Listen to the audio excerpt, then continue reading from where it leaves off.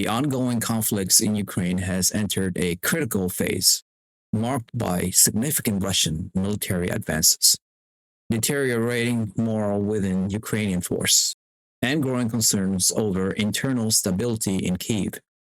Recent developments, including the Russian military's confirmed incursions into the Neper region, underscore a strategic shift in Moscow's approach.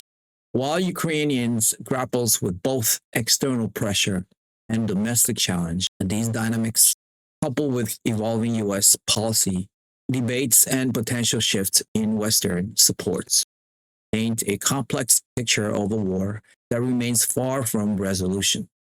The Russian Ministry of Defense recently announced its successful advance into the Neper region, a strategically significant move that signals a departure from earlier operational patterns. Unlike the four regions of Donetsk, Luhansk, Kherson, and Zaporizhia, formerly annexed by Russia in 2022, the Neper region lies outside these territorial claims, suggesting an expansion of Moscow's objectives. These incursions, described as part of a broader offensive, highlights Russia's sustained momentum on the battlefield. Analysts note that Russian troops have accelerated their pace, capturing multiple villages daily in areas such as Tsunami, a trend largely obscured by Western media, but emphasized by Russian officials like Deputy Chairman of the Security Council, Dmitry Medvedev. Medvedev framed the advance as a precursor to the complete destruction of the neo-Nazi regime in Kyiv, reinforcing Moscow's narrative of a decisive military campaign rather than a negotiated settlement. The implications of this territorial gain are twofold. Plus, it challenges Ukrainians' defense capabilities amid reports of declining troops' morale. Second, it raises questions about the resilience of Western-supplied weaponry and tactics, which have thus far failed to halt Russians' progress. The Russian military's ability to maintain momentum, even as it faces sanction and logistical strain, underscores a shift toward attritional warfare, a strategy that leveraged Russia's demographic and industrial advantages over Ukrainians' limited resources. Ukraine morale and internal instability parallel to the battlefield setbacks. Ukraine faces mounting internal challenges. The report indicates a palpable erosion of morale among Ukrainian troops, who increasingly view the war as unwinnable.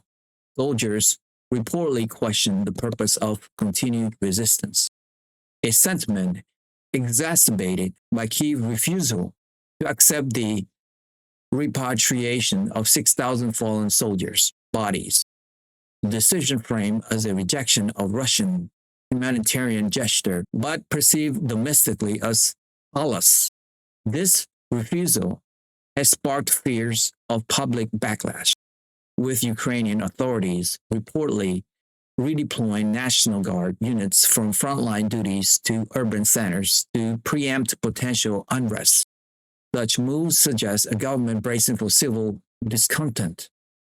Thought historical precedents dating back to 2020 caution against overestimating the likelihood of large-scale protests.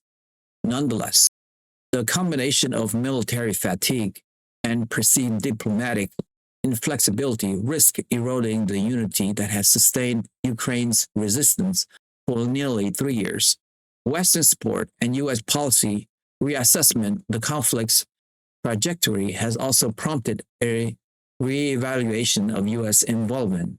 Dr. Peter Maitra, a respected analyst with ties to the Trump administration, recently argued in the American Conservative that the U.S. should walk away from the war, asserting that neither Ukraine nor Russia seeks a negotiated end. His analysis aligned with growing skepticism in Washington over the sustainability of unconditional support for Kyiv, particularly as Ukrainian demands for advance weaponry, such as Kinzhal hypersonic missiles, face rejection from US officials.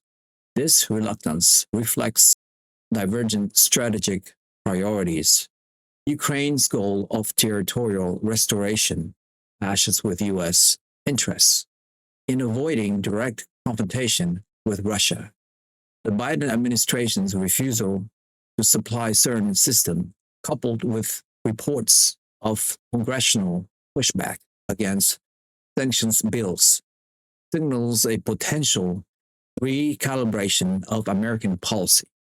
Figures like Vice President J.D. Vance and Secretary of State Marco Rubio have hinted at limits to the political capital Washington should expand on a conflict increasingly viewed as peripheral to core U.S. security concerns. Military realities and air superiority challenges Ukraine's military limitations are further exposed in the air domain. Despite Western aid, the Ukrainian Air Force remains unable to challenge Russians' air superiority effectively.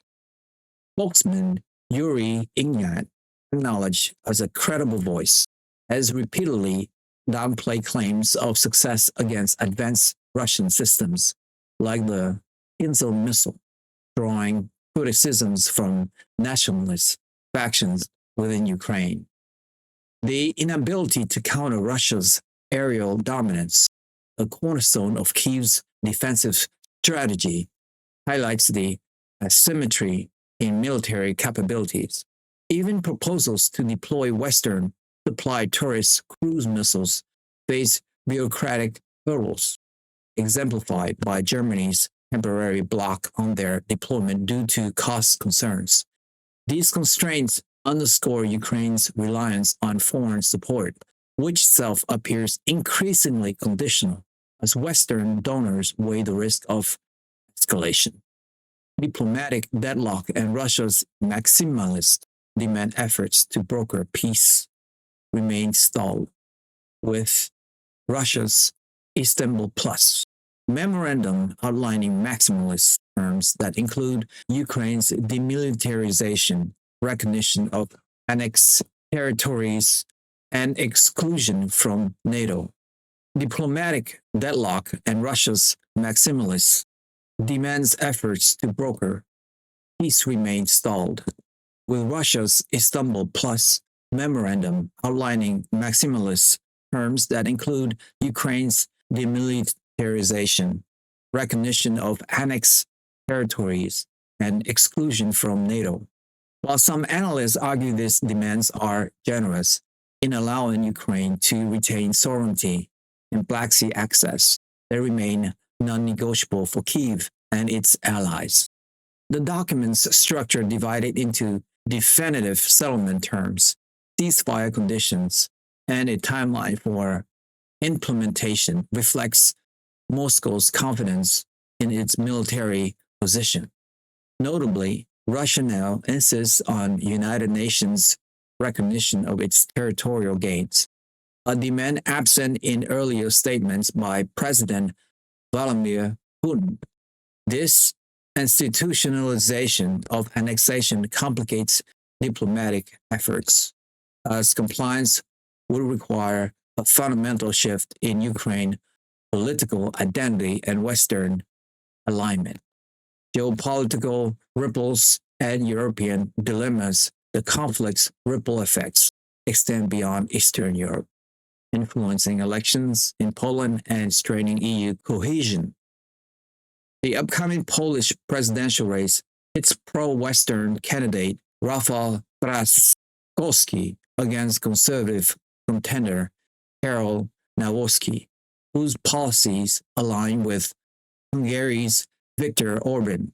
A shift toward neutrality in Warsaw could destabilize the EU's unified stance on Ukraine, particularly as member states grapple with economic costs and energy vulnerabilities stemming from severe Russian gas pipelines.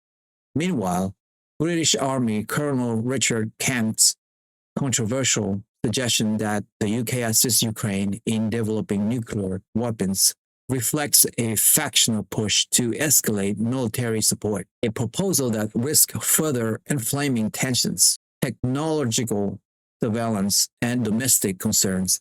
Domestically, the war has also catalyzed debates over surveillance and civil liberties. Revelation about technological surveillance and domestic concerns. Domestically, the war has also catalyzed debates over surveillance and civil liberties.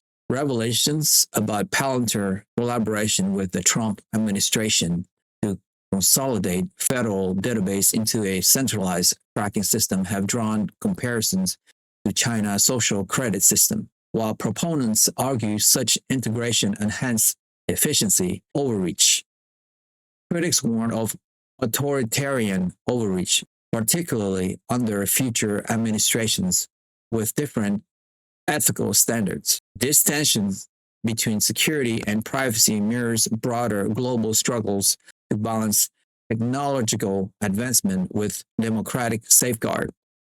Cultural and humanitarian dimensions. Cultural discourse has intersected with the conflict, as seen in musician Bono's criticism of Elon Musk for allegedly exacerbating humanitarian crisis through the shutdown of USAID operations. Musk rebuttal, dismissing Bono as a liar, encapsulates the polarized narrative surrounding corporate accountability and aid distribution. Musk rebuttal, dismissing Bono as a liar, encapsulate the polarized narratives surrounding corporate accountability and aid distribution. The incident highlights how the war has become a battleground for competing moral claims, with humanitarian efforts often politicized by both sides. In conclusion, a war without end? As the conflict enters its fourth year, the convergence of military stalemate, diplomatic inertia, and shifting geopolitical alliance suggests no immediate resolution. Russia's territorial advances, Ukraine's internal strain, and Western policy recalibrations collectively point to a protracted struggle where neither side can claim decisive victory without unacceptable costs. The possibility of U.S. disengagement, advocated by figures like Dr. Maitra, introduce uncertainty into Ukraine's strategic calculus, potentially forcing Kyiv to confront the limit of its Western patronage. Meanwhile, Russia's insistence on maximalist terms and its demonstrated capacity for attritional warfare ensure that the path to peace, if one exists, remains fraught with obstacles. In this context, the war in Ukraine transcends regional conflict, embodying broader contestations over sovereignty, military intervention, and the evolving nature of 21st century geopolitics. The stakes, as ever, are existential, not just for Ukraine, but for the global order itself.